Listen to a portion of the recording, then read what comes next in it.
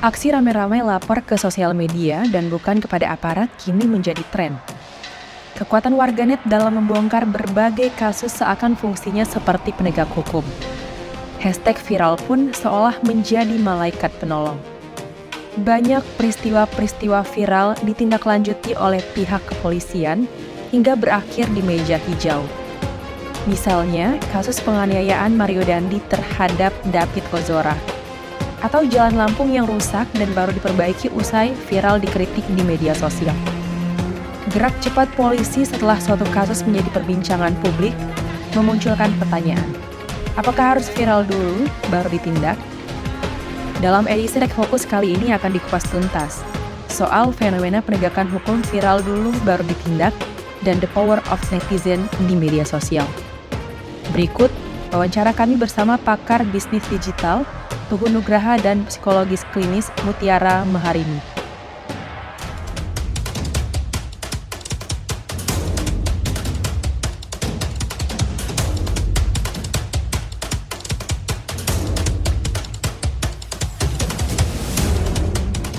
Oke, ini menarik ya. Jadi karena ketika ada media sosial, ada sebuah perubahan sosial baru gitu. Saya selalunya dari beberapa tahun lalu sudah mendeteksi.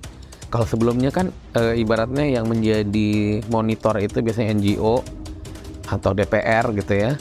Nah sekarang itu tuh perannya itu tuh ada baru nih, netizen. Karena kenapa? Mereka sekarang bisa direct, zaman dulu kan nggak bisa. Jadi suara itu dimasukin ke NGO dan lain-lain. Dan itu akhirnya sekarang tadi menjadi trial by the netizen gitu ya. Kadang-kadang disebutnya seperti itu. Jadi kayak polisi apa segala macam akan cepat-cepat kalau ada netizen bicara sesuatu. Dan ini sebenarnya bukan terjadi di Indonesia. Di beberapa negara lain, terutama di Asia yang sangat komunal, Korea misalnya, itu juga seperti itu. Gitu. Dan ini fenomena lumayan menarik, tapi juga harus disikapi dengan lebih berhati-hati. Dalam artian apa? Netizen bisa jadi kadang-kadang benar, tapi tidak selalu benar. Nah ini jadi bahaya juga gitu. Sementara karena ketidaksiapan kita di semua infrastrukturnya dalam artian mungkin polisi dan lain-lain pun juga kadang-kadang semuanya segera ditindak gitu kalau yang dikaitkan sama netizen, nggak dicek ulang gitu ya tadi. Karena yang paling penting adalah tadi kan cek ulang lagi, kritis terhadap situasi, konteksnya seperti apa dan lain-lain. Ini yang sepertinya sekarang ini karena belum ada SOP-nya, mungkin juga belum di-train ya. Jadi penegak hukum juga belum di-train bagaimana menyikapi sebuah situasi. Karena yang misalnya contoh yang menarik adalah kemarin isu soal pelecehan seksual di komputer lain. Itu kan jadi kontroversi itu kan. Udah seluruh tanda tangan menyatakan salah ternyata enggak. Ada kakaknya mengatakan sesuatu. Kenapa? Karena dibilangnya ada pressure dari situ juga, takut dan lain-lain. Itu yang saya khawatirkan gitu. Kenapa? Karena hal ini sangat mungkin akan terjadi. Orang yang penting daripada nanti rame, kita suruh selesaikan deh. Padahal buktinya juga nggak kuat, misalnya seperti itu. Buktinya nggak ada di situ, buktinya nggak kuat. Nanti bisa jadi tadi balik nanti ada gugatan balik pencemaran nama baik dan segala macam gitu. Nah ini hal-hal yang harus disikapi dengan lebih kritis di semua stakeholder sebenarnya.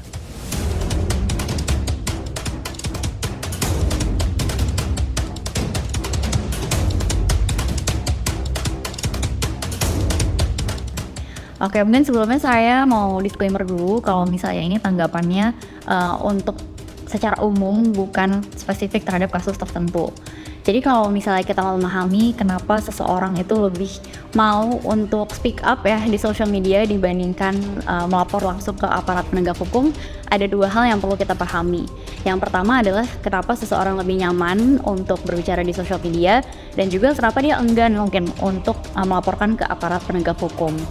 Untuk yang pertama, kenapa kita merasa lebih nyaman kalau berbicara di social media, itu ada 3 faktor sebenarnya. Yang pertama itu adalah bahwa di social media kita itu bisa berbicara apapun yang kita mau secara anonim. Ya, jadi identitas kita itu tidak tersangkut paut dengan apa yang akan kita bicarakan.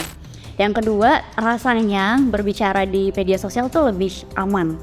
Karena kalau kita berbicara langsung kayak gini kan saya nggak mungkin tiba-tiba kabur ya. Tapi kalau saya ngetik di internet terus speak up di situ, ada apa-apa saya sebenarnya bisa dengan mudah ya udah saya menjauhi gadget saya dan kabur dari masalahnya. Yang ketiga adalah bahwa di media sosial kita merasa lebih setara dengan orang lain. Jadi Mungkin kita bisa lihat ada presiden yang kan punya Instagram juga, atau misalnya ada aparat penegak hukum siapa punya Instagram juga, dan kita akan merasa lebih berani untuk speak up karena lagi-lagi di internet itu relasinya terasa lebih santai ya dibandingkan kalau kita berinteraksi secara langsung. Itu yang pertama, kenapa kita bisa merasa lebih nyaman untuk speak up di social media. Yang kedua adalah kenapa orang tidak mau langsung melaporkan ke aparat penegak hukum. Di situ kita juga ada beberapa faktor ya pastinya. Yang pertama, kita bisa jadi punya pengalaman yang mungkin berpengaruh nih ke diri kita sekarang terkait dengan interaksi kita dengan aparat penegak hukum. Yang kedua, bisa jadi kita juga dengar dari teman kita atau mungkin dari keluarga terdekat kita terkait pengalaman mereka dengan aparat penegak hukum. Yang ketiga, kita juga mungkin punya persepsi tertentu ya akan kredibilitas, keadilan, dan juga cara penanganan dari aparat penegak hukum itu sendiri. Dan yang terakhir sebenarnya yang cukup berpengaruh adalah seberapa besar reaksi emosional yang kita punya. Karena kalau misalnya kita ada masalah tapi kita tidak terlalu terganggu, biasanya mungkin kita akan merasa enggan untuk melapor langsung ke aparat penegak hukum karena itu juga cukup membutuhkan banyak energi gitu ya.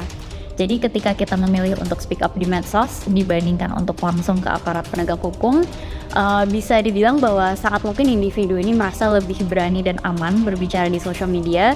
Dan yang kedua juga merasa bahwa berbicara di social media itu lebih gampang dan lebih familiar untuk kita lakukan dibandingkan dengan kita langsung ke aparat penegak hukum.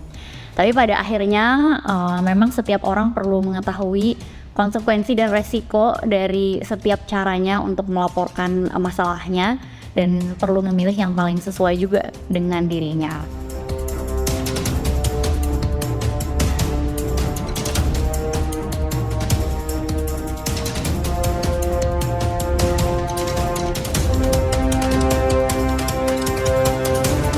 Itu mungkin ada variabel itu juga gitu ya tentunya, karena semuanya kan pasti ujung-ujungnya we want to look perform.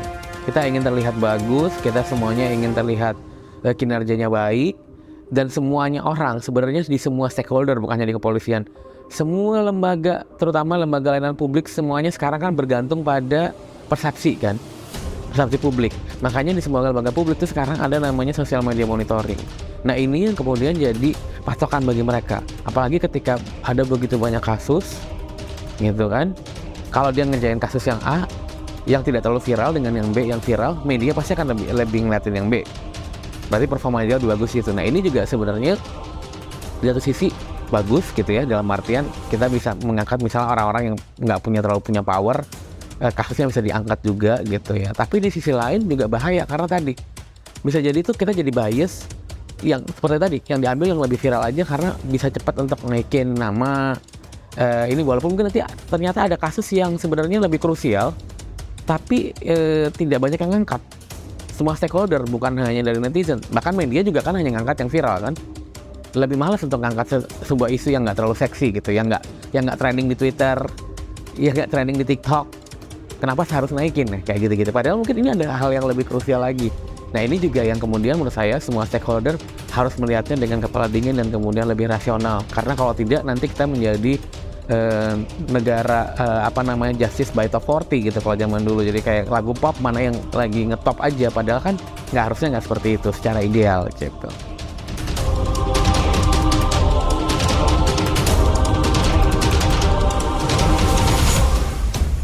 Oke, kayaknya kita sering ya lihat ada korban yang speak up di media sosial, dan sebenarnya hal yang biasanya paling mendorong dia adalah yang pertama, ingin mendapatkan social support dari orang lain. Jadi dengan kita akhirnya berani menceritakan apa yang kita alami, apalagi di internet ya, di media sosial, itu kan sangat mungkin untuk kita bisa dapat pertolongan, dapat dukungan, dan itu akan ngebantu korban untuk merasa better gitu. Meskipun mungkin juga ya dapat hujatan dan lain-lain, tapi utamanya alasannya untuk mendapatkan dukungan.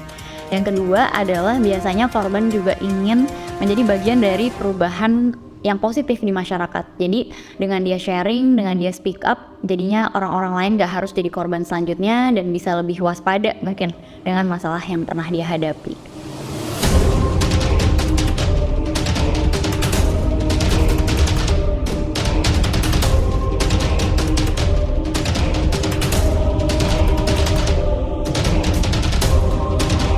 Ya, Oke, nah ini menarik juga ya. Jadi mungkin ini sebenarnya kan berarti cerminan dari trust yang sangat rendah, kepercayaan yang sangat rendah terhadap sistem peradilannya kita gitu loh. Mulai dari polisi dan semua infrastruktur yang ada gitu. Dan mungkin sekarang mereka merasa bahwa sosial media ini menjadi jalan keluarnya mereka, terutama mereka-mereka yang tidak punya sumber daya yang cukup kuat. Misalnya dia nggak punya uang, mungkin dalam tanda kutip dia tidak punya kedekatan terhadap kekuasaan sehingga dia bisa kasusnya lebih cepat di situ. Jadi ya sosial media sebenarnya di satu sisi membantu sekali gitu ya, terutama yang dianggap sebagai segmen-segmen yang powerless, yang tidak terlalu punya power. Jadi dengan sosial media dia bisa menggunakan itu. Walaupun mungkin bisa jadi banyak juga yang nggak muncul.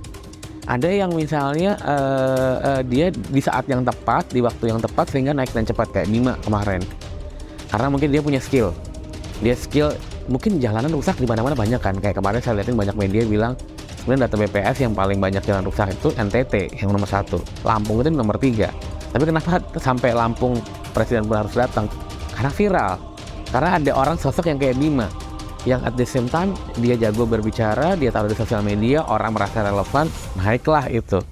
Nah, ini juga sebenarnya jadi bias gitu. Sebenarnya jangan-jangan ada juga banyak kasus-kasus orang-orang yang tidak punya power, tapi tidak punya skill untuk menaikkan ini, dan tidak ada yang peduli juga. Karena orang lebih peduli apa yang lagi viral, dan yang viral ini kan selalu tiap hari ada yang baru lagi ya. Jadi kelihatannya itu sangat super urgent, padahal bisa jadi kita bias juga.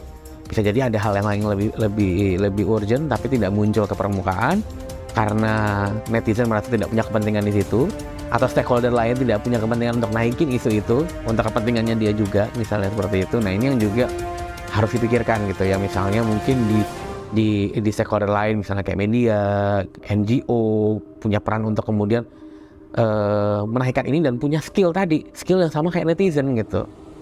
Karena kalau nggak punya skill yang sama kan jadinya nggak mungkin naik ke permukaan dong, dan nggak mungkin didengar. Nah itu jadi berarti skillnya juga harus kalau bisa di develop yang sama. Jadi pola-polanya bisa kita copy untuk hal yang lainnya gitu.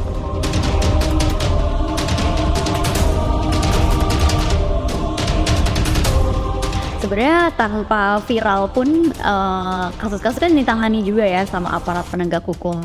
Tapi kalau misalnya kita mau melihat motif di balik sesuatu, tentunya nggak bisa secara umum aja ya, harus melihat orang tersebut, harus mengambil data dan lain-lain. Cuman mungkin yang saya bisa bilang di sini adalah bahwa ketika ada kasus yang viral, berarti kan kasus tersebut mendapatkan spotlight ya, mendapatkan sorotan dari berbagai orang dan berbagai media mungkin.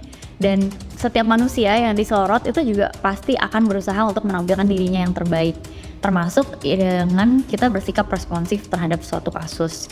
Jadi kalau saya dibilang apakah itu pasti untuk menaikkan pamor, belum tentu ya, itu harus didalami lagi gitu, sama sekali belum tentu.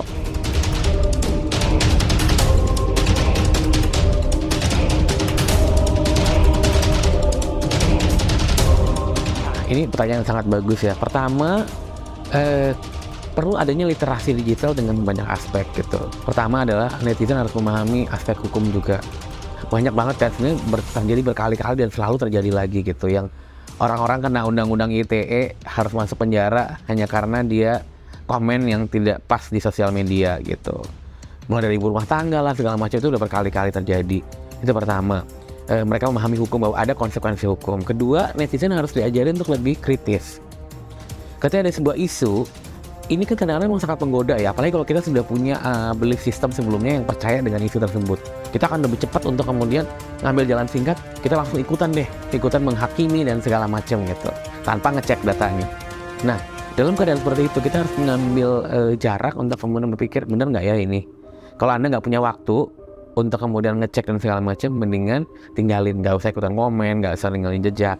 Kalau punya waktu, dan memang merasa isu itu into us gitu ya, kita sangat relate sama itu, cari informasi dengan lebih lengkap dari dua belah pihak, dari berbagai macam sumber, benar apa enggak, baru kita bikin statement.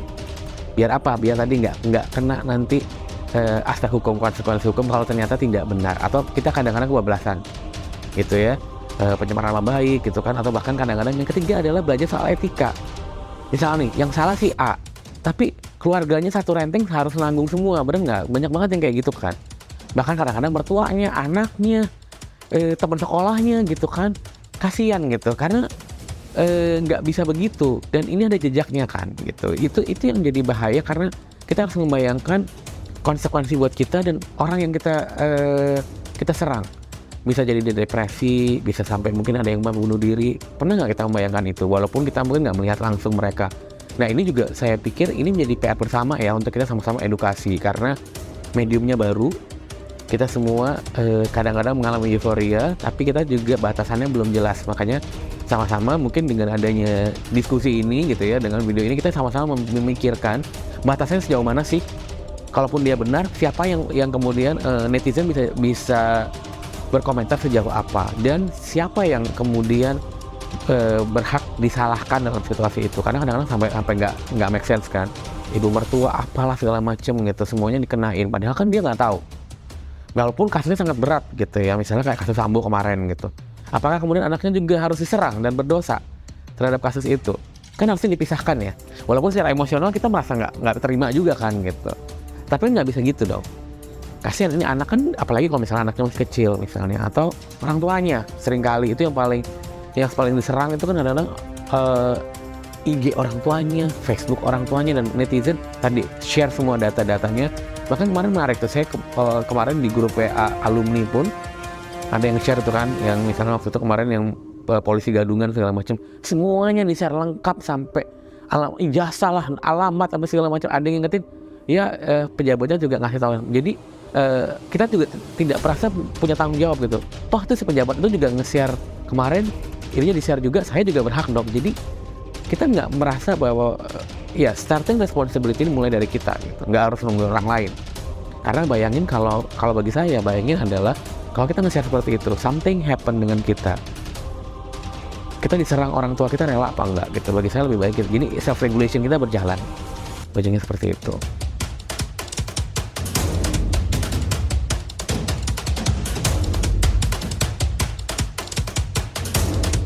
Jadi biasanya pengaruh dari pandangan, label, atau pendapat orang lain terhadap diri kita itu sangat bergantung dengan kondisi internal kita dan juga kondisi eksternal ya, kondisi di luar diri kita.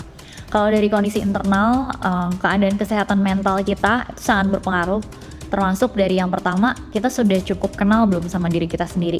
Karena kalau kita belum terlalu kenal sama diri kita, belum tahu kita tuh orangnya seperti apa, mungkin akan jauh lebih mudah untuk kita terpengaruh dengan pandangan-pandangan dari orang lain. Kemudian yang kedua adalah kemampuan regulasi emosi kita. Kalau misalnya kita sudah bisa meregulasi emosi, maka hal-hal dari luar itu nggak terlalu berpengaruh. Tapi ketika kita belum bisa, saat mudah terguncang, itu jadinya pandangan-pandangan dari netizen sangat mungkin juga untuk mempengaruhi cara kita memandang diri kita sendiri. Dan yang ketiga itu kepribadian. Jadi orang-orang yang punya kepribadian tingkat agreeableness yang tinggi atau tingkat neuroticism yang tinggi. Kalau agreeableness itu orang yang mudah sepakat sama orang lain gitu ya, jadi dia sugestif. Atau orang yang neuroticism, orang yang reaktivitas emosionalnya itu juga tinggi. Nah, orang seperti itu akan lebih mudah atau lebih rentan untuk terpengaruh sama pandangan-pandangan orang lain. Kalau untuk kondisi eksternalnya yang berpengaruh itu adalah apabila seseorang punya support system atau tidak. Ketika tidak punya support system tentu akan terasa lebih berat ya, kalau dia menjadi korban apalagi dan kasusnya viral, sangat mungkin untuk lebih terpengaruh. Kemudian yang berpengaruh juga adalah pandangan yang ada itu konstruktif atau destruktif. Biasanya ya manusia kan punya bias negatif, jadi kalau misalnya pandangannya itu negatif dan itu viral, tentu akan terasa lebih berat dibandingkan apabila pandangannya konstruktif. Dan yang terakhir adalah seberapa besar kasus ini di blow up. Apakah yang tahu satu kecamatan atau satu Indonesia yang tahu, itu juga akan berpengaruh terhadap pengaruhnya terhadap mentalnya orang tersebut.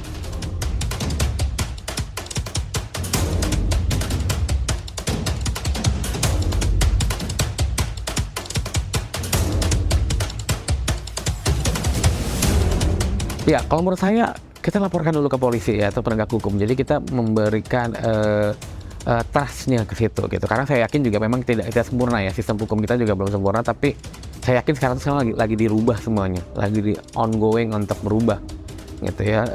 All infrastrukturnya berubah. Jadi kita masukin ke situ. Setelah itu baru kalau memang tidak ada respon, kita bisa melalui sosial media dan juga cari orang-orang yang tepat yang bisa jadi whistleblower-nya kita. Karena saya yakin yang muncul ke permukaan itu juga by accident gitu. Ada banyak banget sebenarnya yang lainnya juga yang mungkin juga powerless, dia tidak diituin, tapi tidak muncul. Karena apa? Dia juga tidak bisa memunculkan itu, atau tidak ada orang-orang yang merasa penting dengan isu ini untuk kemudian dinaikin. Nah, itu juga kita mesti tahu kepada siapa kita harus minta bantuan gitu kan. Udah ketahuan ya berapa orang yang misalnya jago untuk bisa menaikkan isu-isu tertentu. Misalnya kayak di Bali, di Lu Jelantik itu kan sepertinya selalu didengar gitu ya, kasus misalnya tenaga kerja asing yang bekerja di informal works itu dari dulu udah banyak terjadi kan. Tapi kenapa tidak pernah muncul banyak? Karena ada orang-orang tertentu yang bisa jago untuk bisa didengar, karena dia banyak didengar oleh followernya dia itu orang-orang stakeholder yang penting. Misalnya ada orang media di situ, ada pejabat publik di situ, dan cara dia mengemas cerita juga lebih jago. Nah, kita juga perlu untuk seperti itu. Jadi netizen juga belajar untuk memanfaatkan pola yang terjadi sehingga kita juga suaranya benar-benar didengar. Jadi ketika ada sebuah isu-isu yang memang krusial dan itu selama ini jadi kayak nggak kedengaran sama sekali, bisa lebih naik ke permukaan karena kita tahu how the strategy untuk bisa membangkitkan suara netizen ini juga gitu.